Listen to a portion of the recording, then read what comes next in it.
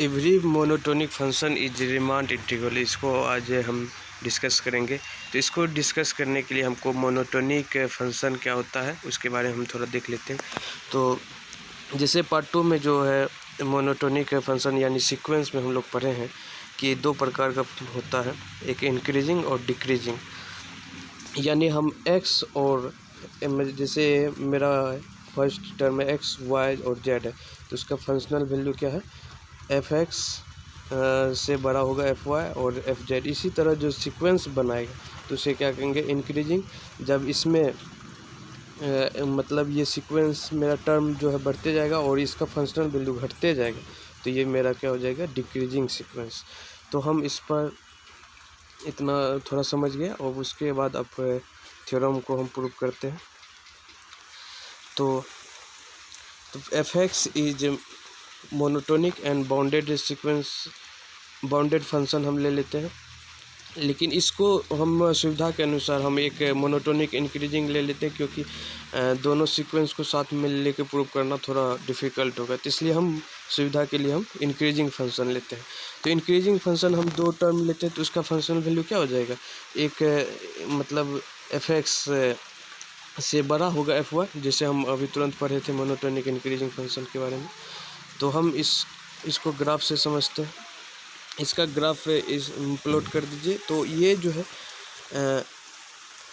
ये मेरा increasing sequence है, तो इस तरह से मेरा ग्राफ दिखेगा। तो हम एक RH सेल ले लेते हैं जहाँ पे वो फंक्शन मेरा क्या हो जाएगा, ये XR पर मेरा लिस्ट अपर बाउंड देगा और XR-1 पर ये मेरा ग्रेटेस्ट लोअर बाउंड देगा। तो हम इसको पहले यहाँ तक हो गया, उसके बाद इसको nth पार्टीशन में हम बांट लेते हैं।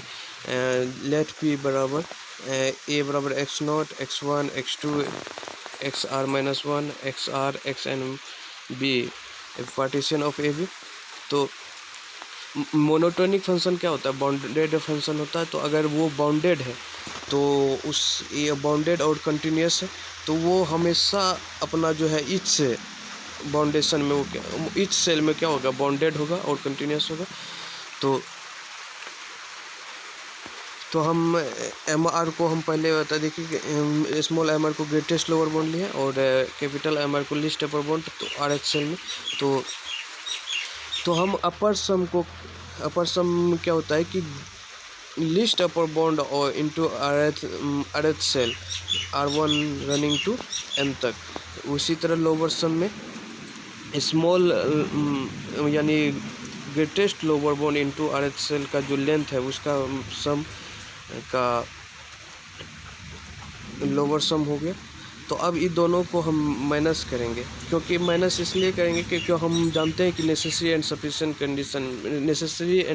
कंडीशन में क्या है, अगर रिमांड इंटीग्रेबल है तो अपर सम माइनस लोअर सम क्या होगा, लेस देन एप्सिलॉन होगा। तो उसी को हम अगर सेटिस्फाई कर देते तो मेरा क्या हो जाएगा, फंक्शन रिमांड इंटीग्रेबल होगा। तो अगर UPF माइनस LPF करते हैं तो इस दोनों वैल्यू के लिख देंगे तो ये डेल्टा को माना जाएगा। तो capital MR minus small r, तो किस पॉइंट पर वैल्यू था कैपिटल MR, तो XR पर, और मिनिमम वैल्यू किस पर था, XR-1 पर। तो उसको लिख देते हैं।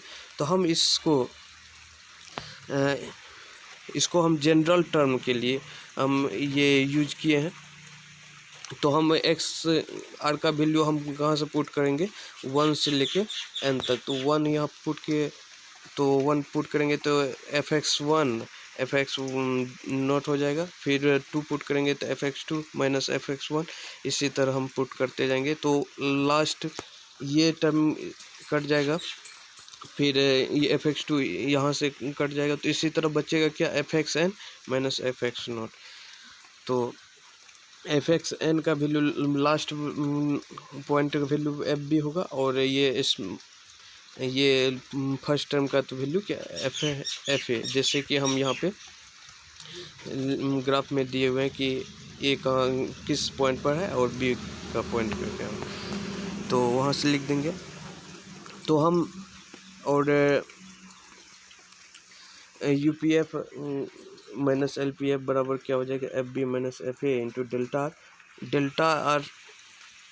इससे हम थोड़ा बड़ा डेल्टा ले लेते हैं और उस डेल्टा को हम इस तरह से चूज करते हैं कि सिर्फ एप्सिलॉन ही बचे। तो इसको चूज करने के लिए तो इसको काटने वाला टर्म होना चाहिए उसके जगह पे, तो ये काटने वाला टर्म आ गया। तो ये दोनों वहाँ पुट किए